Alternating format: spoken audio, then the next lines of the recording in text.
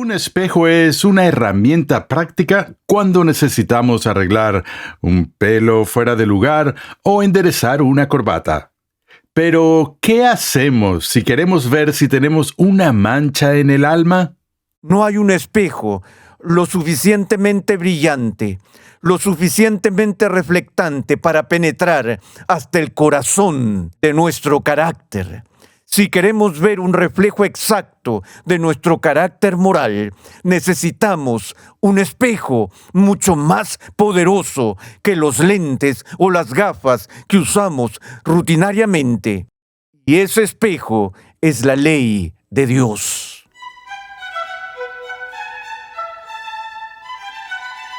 Bienvenido a Renovando tu Mente con el Dr. R.C. Sproul.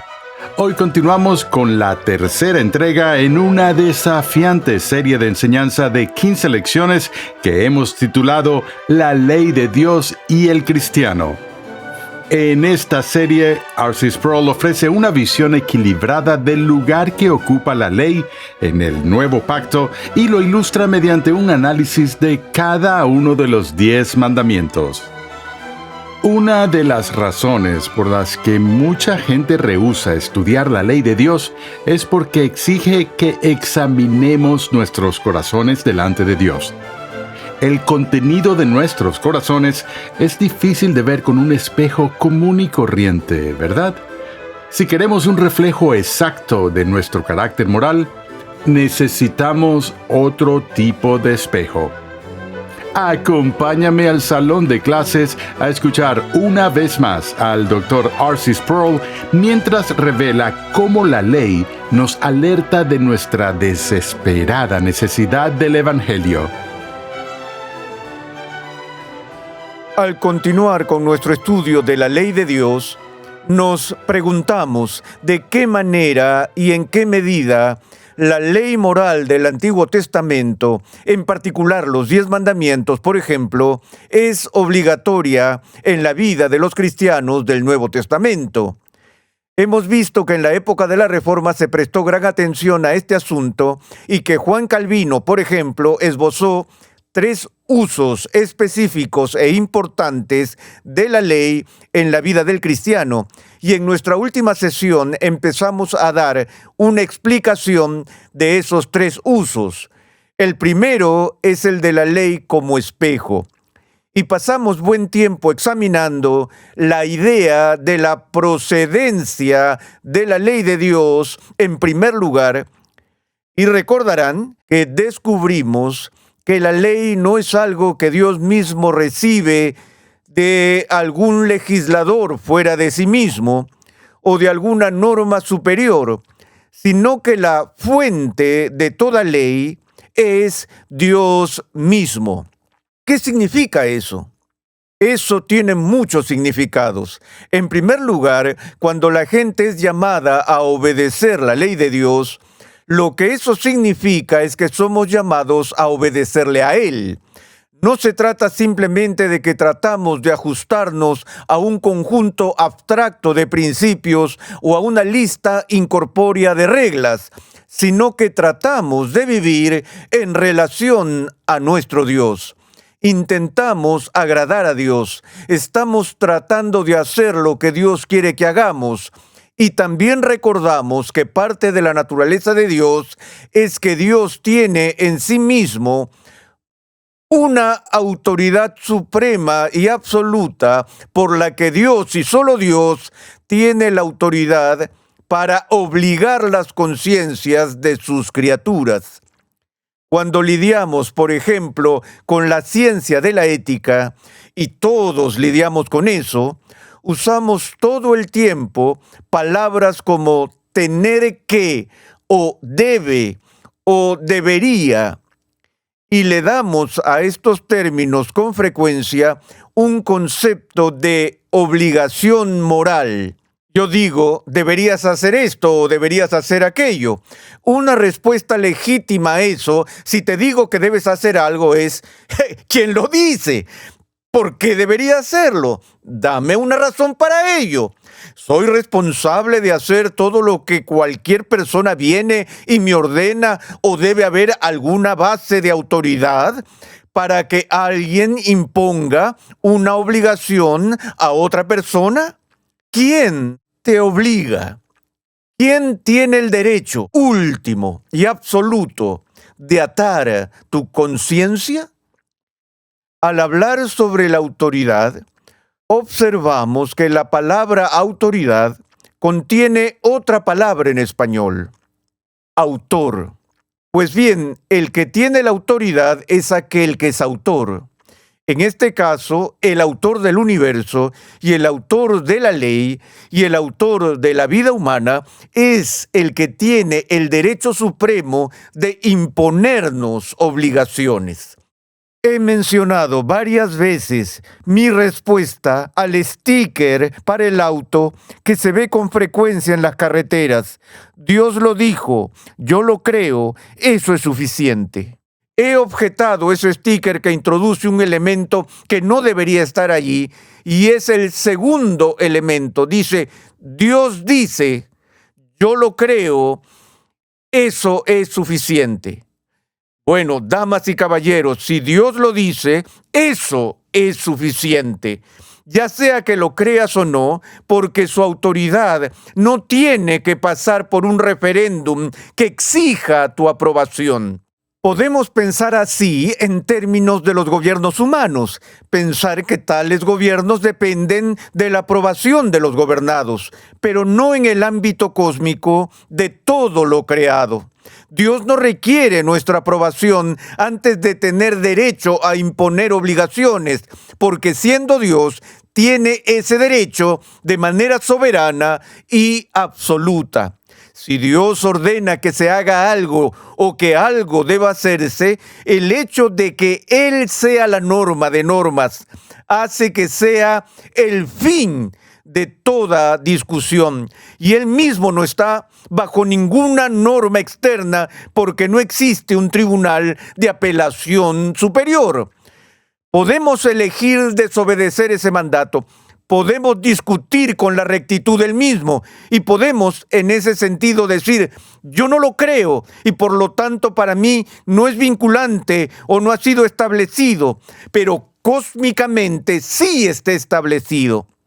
Creo que hay una razón por la que cuando las escrituras dan una descripción gráfica del juicio final, el tribunal final en la corte del cielo, donde cada ser humano está rindiendo cuentas de sí mismo ante Dios, la respuesta universal de aquellos que están siendo juzgados es el silencio.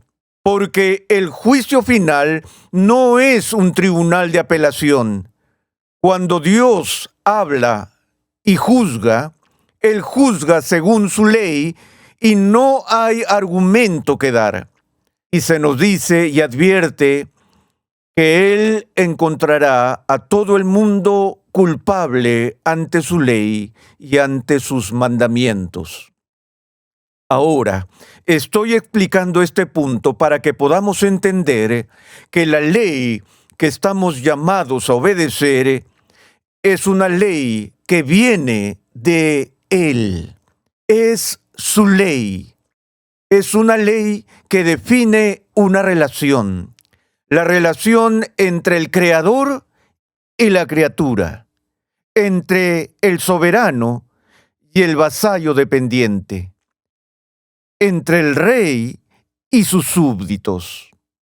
No solo es su ley en el sentido de que proviene de Él, sino que lo más importante es que es una ley que proviene de su propio carácter y refleja su propio carácter, revela su carácter, muestra y exhibe su justicia y por lo tanto exhibe justicia.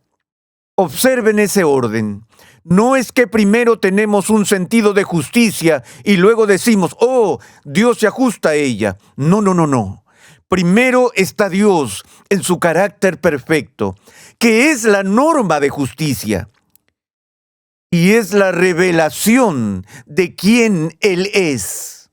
¿Te das cuenta de que cada vez que hay un asunto de ética, La gente debate los pros y los contras de ambos lados. No puedo pensar en ninguna forma de comportamiento humano que alguien no se haya levantado a defenderla. Tenemos todo tipo de argumentos y racionalizaciones para defender todo tipo de desobediencia y todo tipo de maldad. Y discutimos constantemente sobre lo que está bien y lo que está mal. Lo que el cristianismo afirma, lo que el judaísmo afirmaba, era que hay una norma absoluta, que lo que está bien y lo que está mal no es un asunto de relatividad, sino que esa norma suprema es el carácter de Dios que luego se manifiesta en su ley. Cuando era pequeño, por un tiempo tuve que aprender el catecismo para pasar un examen. La mayoría de las palabras del catecismo las he olvidado, pero una de las preguntas simples en el catecismo era esta pregunta: ¿qué es el pecado? ¿Has pensado alguna vez en eso? Es decir, lo sabemos cuando pecamos y lo sabemos cuando pecan contra nosotros, pero si nos obligaran a escribir una definición en el papel, ¿qué dirías? ¿Cómo definirías el pecado? Bueno, en el catecismo que aprendí, la respuesta de memoria que dimos fue esta: el pecado es cualquier falta de conformidad o transgresión de la ley de Dios. Déjame escribirlo. Tal vez quieras escribirlo tú también. El pecado es cualquier falta de conformidad a la ley. Esta es una forma un poco extraña de decirlo, ¿no? ¿Qué queremos decir con cualquier falta de conformidad a algo? Aquí la falta tiene que ver con la carencia, cualquier déficit o ausencia de conformidad hacia la ley de Dios o la transgresión de la misma. Hay algunos conceptos de vital importancia en esto. A veces simplificamos esta doble definición de pecado, reduciéndola a los dos tipos de pecados que elaboramos: pecados de comisión o pecados de omisión. Un pecado de comisión es cuando cometemos una acción que transgrede la ley de Dios. Eso significa que traspasa la frontera, viola el límite, pasa por encima de la línea que Dios ha trazado cuando dice: no debes hacer esto. Si Dios dice: no lo harás, y lo hacemos, hemos cruzado la línea, hemos violado el mandamiento, hemos transgredido su ley al cometer ese acto. Un pecado de omisión es cuando Dios dice: harás esto y aquello otro, y no hacemos lo que se nos pide. Así que, por un lado, podemos pecar activamente violando directamente la prohibición negativa o pasivamente dejando de cumplir el requisito positivo que Dios pone ante nosotros. Así que de lo que se trata aquí es de la falta de conformidad a un estándar. No estamos a la altura de la norma. Hemos visto que la palabra del Nuevo Testamento para pecado, amartía, significa literalmente errar el blanco. Y usualmente la metáfora que se ve es la de un blanco donde el arquero dispara su flecha al blanco y no solo falla en dar en el centro, sino que ni siquiera da en él. No da en el blanco, y el blanco es el estándar o la norma que se supone que debemos alcanzar. Y por eso el Nuevo Testamento dice: por cuanto todos pecaron y no alcanzan la gloria de Dios. De nuevo, la metáfora de quedarse corto, de no alcanzar, de no llegar al nivel que no solo es posible o alcanzable, sino que se requiere.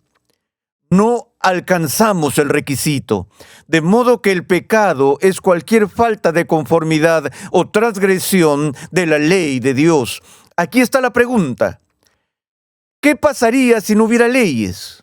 Vemos que en la respuesta catequética se nos define el pecado en términos de nuestra relación con la ley. Y si no hubiera leyes, en términos sencillos, la fórmula sería esta: sin ley no hay pecado, porque no se puede ser culpable de pecado a menos que haya una ley que transgredir. Y el apóstol Pablo dice que sin la ley no hay conocimiento del pecado, y se pregunta en Romanos si había ley en el mundo antes de Moisés. ¿Y cómo responde Pablo? Dice, sí, porque la muerte reinó desde Adán hasta Moisés, y no habría habido muerte si no hubiera habido pecado. Por eso argumenta que además de las tablas de piedra que fueron entregadas en el Sinaí, también existía la ley natural de Dios que Él reveló en la naturaleza e inscribió en los corazones incluso de los paganos. De modo que todos en este mundo tienen alguna luz de la naturaleza, algún conocimiento de la ley de Dios, alguna conciencia de lo que está bien y lo que está mal. El tipo de aspectos que Manuel Kant contempló con su famoso imperativo categórico de que nadie está sin algún conocimiento de la ley de Dios. Me siento a escuchar a la gente discutir sobre todo tipo de comportamientos y a veces solo quiero decir, un momento, estás argumentando tan inteligentemente como puedes a favor de este modo de comportamiento. Pero sabes muy bien que eso está mal. Sabes que el adulterio está mal. Sabes que robar está mal. Sabes que asesinar está mal. Podemos debatir estos temas si quieres, pero lo sabes muy bien. Como dice el Nuevo Testamento, no solo aprobamos cosas que sabemos que son perversas, sino que tratamos de persuadir a otros de esa misma aprobación. Eso solo subraya la pecaminosidad del pecado. La primera función de la ley, entonces, es que manifiesta el carácter del Dios cuya ley es un espejo. No simplemente un espejo que revela el rostro de Dios, sino que es un espejo para nosotros. ¿Por qué utilizas un espejo? Se ha dicho que nunca nos vemos a nosotros mismos como nos ven los demás. Eso es porque no tenemos la perspectiva de poder vernos desde fuera. Lo mejor que podemos hacer es vernos en un espejo, que en cierto modo está distorsionado porque es una imagen invertida de lo que somos. Y no nos parecemos exactamente a nuestro reflejo en el espejo, ¿no? Pero nos vemos al espejo para ver que nuestro peinado está bien, que no hay manchas en nuestra corbata, que no hemos dejado un rastro de comida en nuestras mejillas. Vemos ese espejo por nuestra propia vanidad y nuestra preocupación por cómo nos vemos. Y lo terrible del espejo es que nos revela nuestras imperfecciones, las manchas que se pueden observar. Lo que Calvino está diciendo es, podemos tener un espejo que nos diga si hay suciedad en nuestras caras, pero ¿cómo podemos saber si hay una mancha en nuestra alma? No hay un espejo lo suficientemente brillante, lo suficientemente reflectante para penetrar hasta el corazón de nuestro carácter. Si queremos ver un reflejo exacto de nuestro carácter moral, necesitamos un espejo mucho más poderoso que los lentes o las gafas que usamos rutinariamente. Y ese espejo es la ley de Dios. Porque en términos sencillos, amados, lo que pasa es que puedo engañarme a mí mismo pensando que soy un hombre justo. Puedo compararme con otras personas y ver las leyes de la humanidad y medirme y darme una puntuación alta. Pero cuando me veo en el espejo perfecto, cuando examino la ley de Dios, quedo devastado porque veo la oscuridad de mi pecado. Cuando me veo contra la norma de la justicia perfecta, ¿Recuerdas a Isaías? Podría decirse que era el hombre más justo, relativamente hablando, del pueblo judío. El modelo de virtud. Tiene un leve atisbo del esplendor y la gloria sin velo de Dios. Un simple vistazo a la perfección absoluta de su justicia. Y grita una maldición sobre sí mismo. ¡Ay de mí!, grita, porque perdido estoy, pues soy un hombre de labios inmundos. Tan pronto como vio la pureza de Dios, en el mismo momento vio la inmundicia de Isaías. E Isaías habría pasado por su propia vida engañado en su propia evaluación de su rectitud, de su excelencia personal, si no se hubiera visto en el espejo y visto la norma, y hubiera visto su propio reflejo en ella.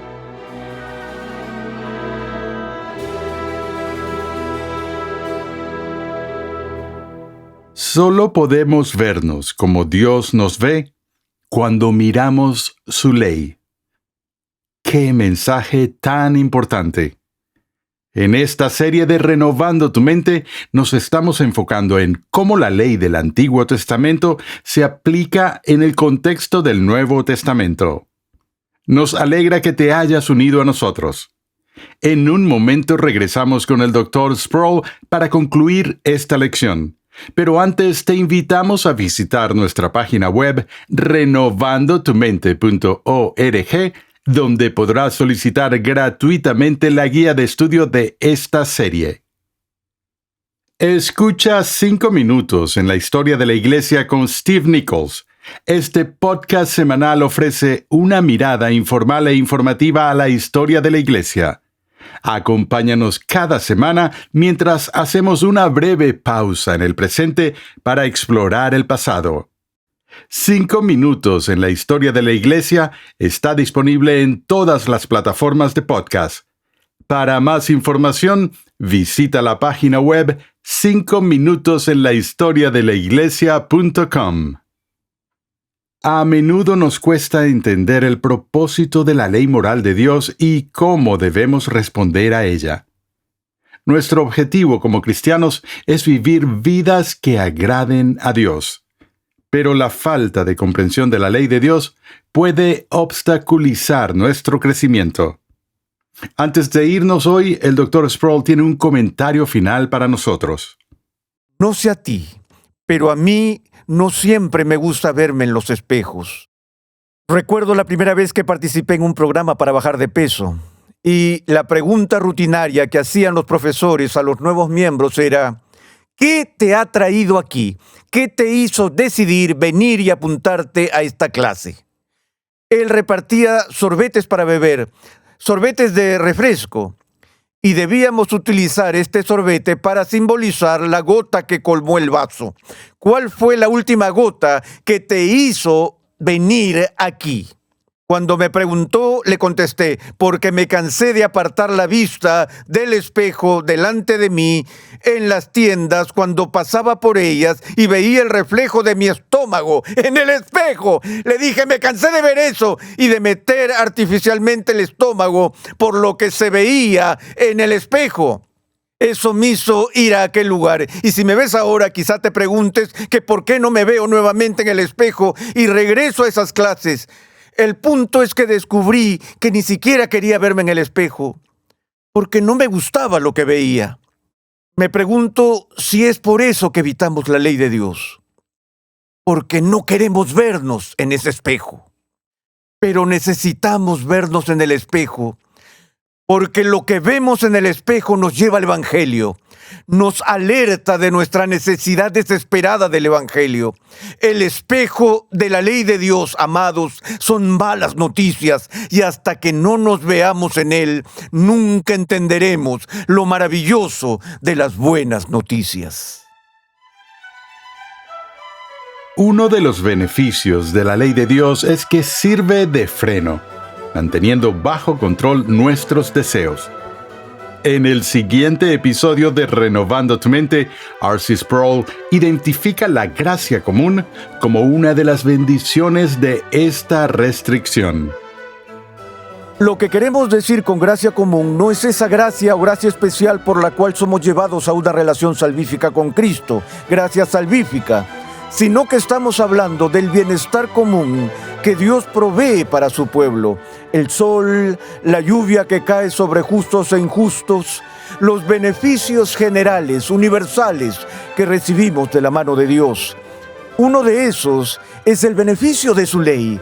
La ley de la naturaleza, la ley de las naciones, que hace posible hasta cierto punto que las personas pecadoras vivan juntas sin destruirse completamente unas a otras. Ese es uno de los beneficios de la restricción de la ley. Renovando tu Mente es una producción de los Ministerios Ligonier, la confraternidad de enseñanza fundada por el Dr. R.C. Sproul. Nuestra misión, pasión y propósito es ayudar a las personas a crecer en su conocimiento de Dios y su santidad. Te invitamos a escuchar nuestro siguiente episodio y a unirte a nuestra gran comunidad virtual en las redes sociales.